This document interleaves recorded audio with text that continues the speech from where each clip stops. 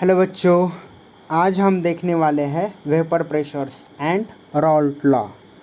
In last period में हमने देखा था Henry law.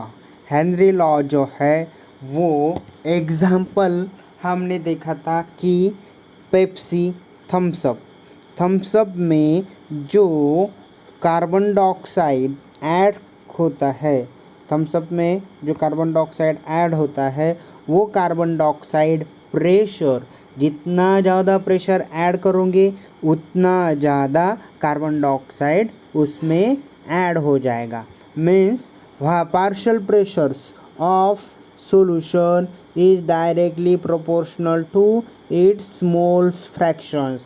Directly proportional to means the pressure increases, force solubility of substance is also increases. जितना ज़्यादा pressure applied करोगे उतना ज़्यादा प्रेशर उसमें उतना ज़्यादा सोल्यूट जो है वो ऐड हो जाएगा।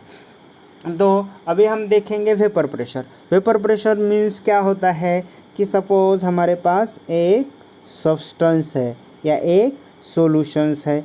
ये सॉल्यूशंस, अभी ये सॉल्यूशन क्या है, वोलेटाइल है। वोलेटाइल मीन्स इजीली वेपराइज होने वाला। जैसे पेट्रोल है वो क्या होता है, इजीली वेपराइज होता है। तो ऐसा सब्सटेंस हमने लिया। अभी इस सब्सटेंस के ऊपर हमने कुछ रख दिया है। अभी थोड़ी देर के बाद ये सब्सटेंस हीट टेम्परेचर या सनलाइट में हम रखेंगे तो ये सब्सटेंस क्या हो जाएगा, वेपर फॉर्मेशन करेगा। अभी ये वेपर जो है ये अप्लाइड होंगे इसी सॉल्यूशन के ऊपर। उस प्रेशर को हम क्या कहेंगे, vapour pressure. Means pressure exerted by solute, pressure exerted on the liquid is called as vapor pressures. तो vapor pressures means partial pressure exerted by any vapor or gas on the surface of any liquid or solution which is volatile in nature. volatile nature means जो easily vaporize हो जाए। तो हमारे पास example है volatile का petrol. तो suppose हमने इस सब्सटेंस को, इस बीकर है, इस बीकर में हमने पेट्रोल लिया। अभी इस पेट्रोल वेपराइज होता है इजीली। इस पेट्रोल का जो वेपर फॉर्मेशंस हो गए, ये वेपर इस लिक्विड के ऊपर कुछ ना कुछ प्रेशर अप्लाइड करते हैं। उस प्रेशर को हम क्या कहेंगे, वेपर प्रेशर्स। तो ये होगा हमारा vapour pressure. Vapour pressure means pressures ये है प्रेशर एक्सर्टेड बाय गैस। ये जो है ये गैस की तरफ से प्रेशर एक्सर्टेड हुआ इस लिक्विड के ऊपर, प्रेशर अप्लाइड हुआ इस लिक्विड के ऊपर। उस प्रेशर को हम क्या कहेंगे, वेपर प्रेशर। तो वेपर प्रेशर के लिए फैक्टर कौन से वो देखेंगे।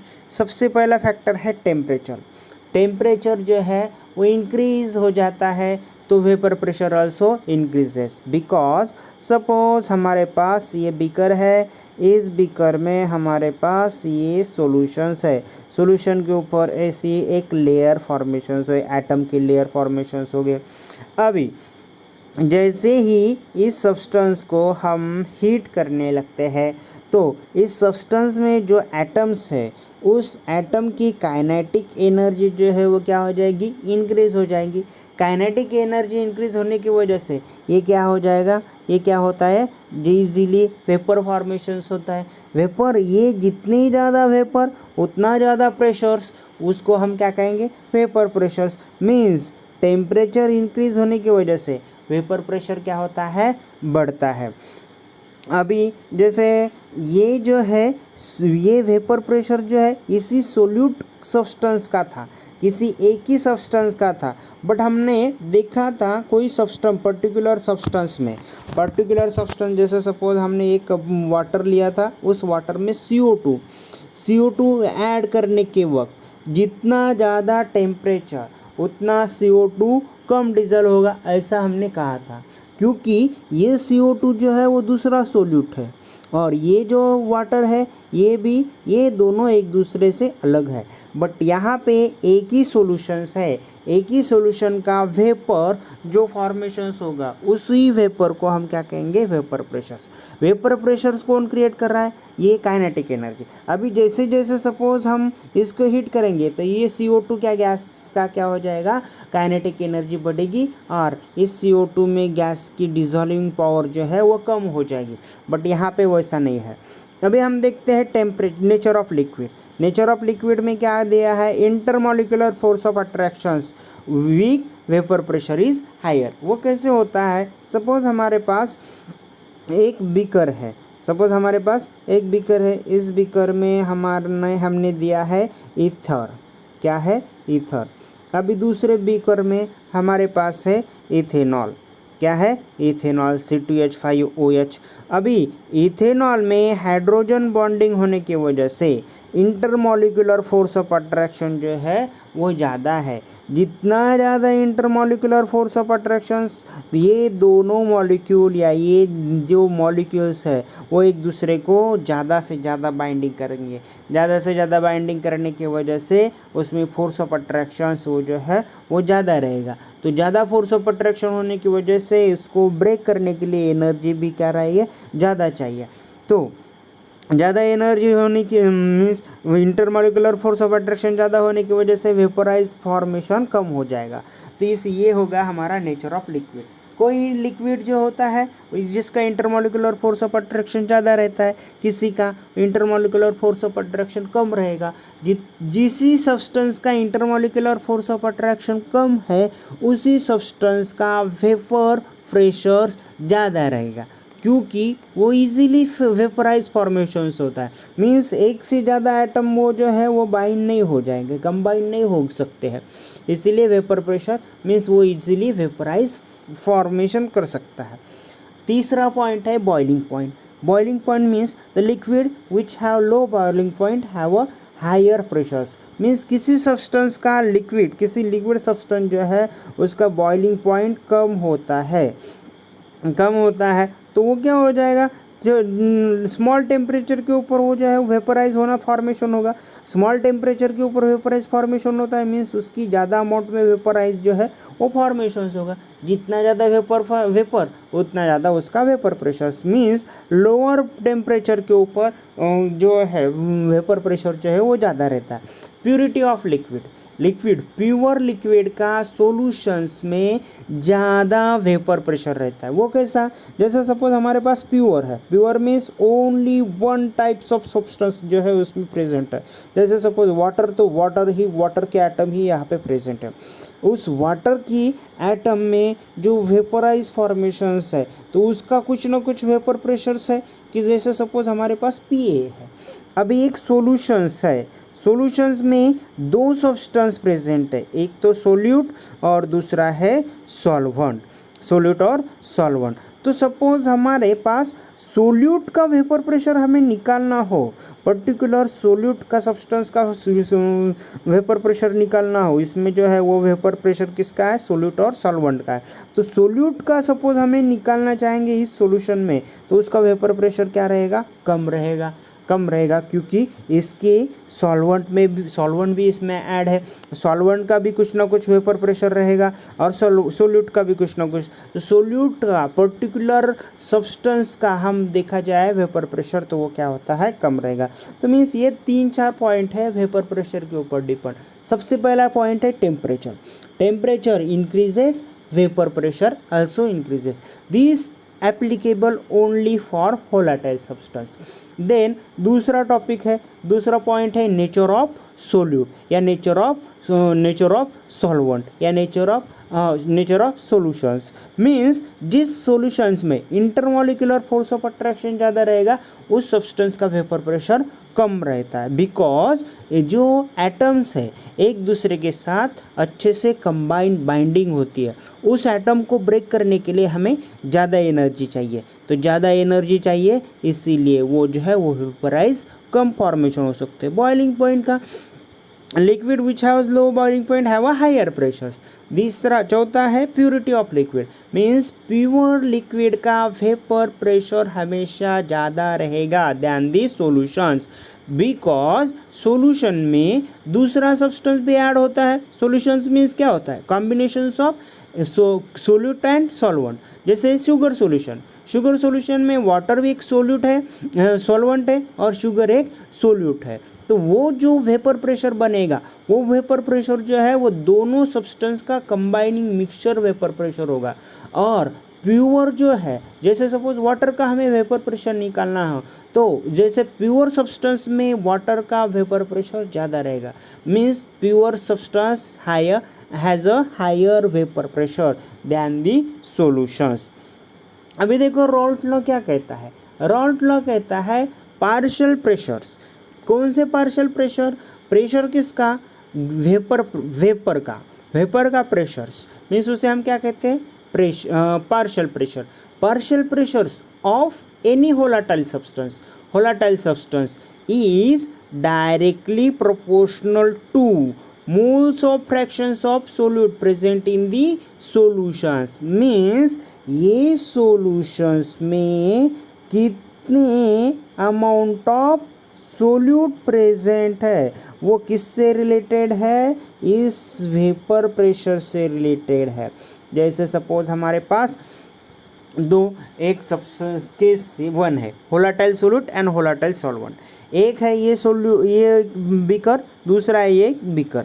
अभी ये दोनों के दोनों सॉल्यूशन, दोनों के दोनों, एक है सॉल्वेंट, एक है सोल्यूट और दूसरा है सॉल्वेंट, दोनों के दोनों सब्सटेंस है प्योर फॉर्मेशन में, और ये जो है ये सब्सटेंस दोनों का मिक्सचर्स है, दोनों का क्या है, मिक्सचर्स है। तो सपोज हमारे पास सॉल्वेंट है, उस सॉल्वेंट का वेपर प्रेशर्स वो हमने क्या डिटरमाइन किया, पी नॉट ए।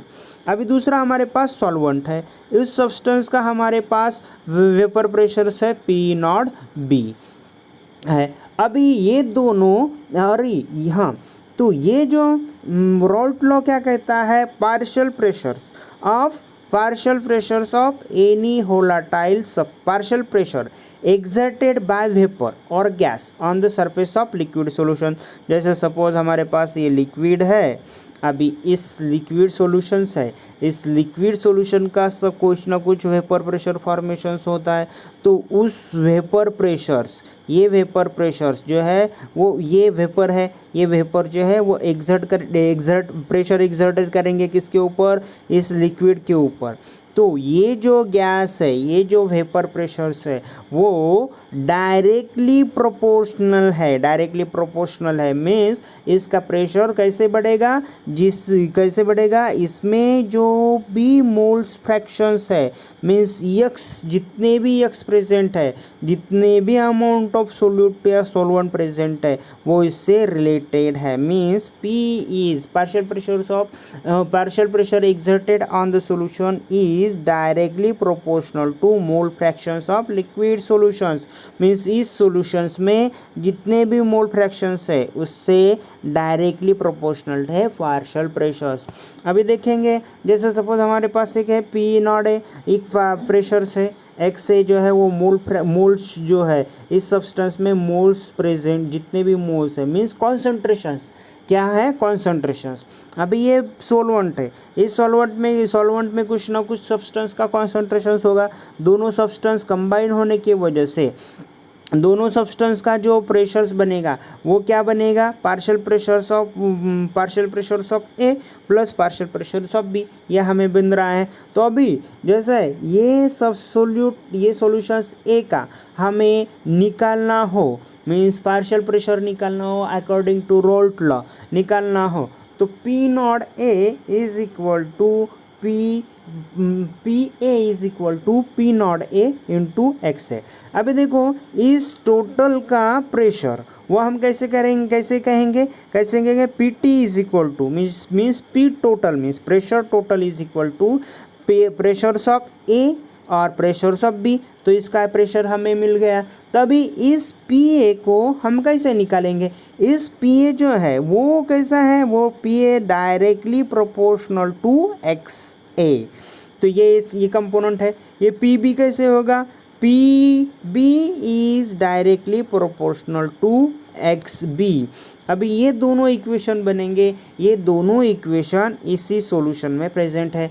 तो ये सॉल्यूशन जो है, ये सॉल्यूशन हमने दिया जैसे इक्वेशन नंबर 1, इक्वेशन नंबर 2, हमें प्रेशर्स टोटल जो थर्ड बीकर में हमें निकालना हो, तो वो जो इक्वेशन है, ये देखो ये सब्सटेंस है, ये इक्वेशंस है, इसमें हमने क्या किया था, partial pressures of A is directly proportional to mole fractions of X है। तो अभी ये साइन को हटाने के लिए हमें क्या करना पड़ेगा, P naught A is equal to P naught A is equal to P A is equal to P naught A into X A. P naught A हमने क्यों लिया, क्योंकि इसका प्योर सब्सटेंस का प्रेशर, पार्शियल प्रेशर, ये जो है एक कांस्टेंट टर्म है, ये क्या है, एक कांस्टेंट टर्म, तो इसीलिए ये सब्सटेंस हमने लिया। अभी इसी सब्सटेंस का हमारा इक्वेशन कैसे होगा, P B is equal to P naught B into X B. P naught B डालने का मतलब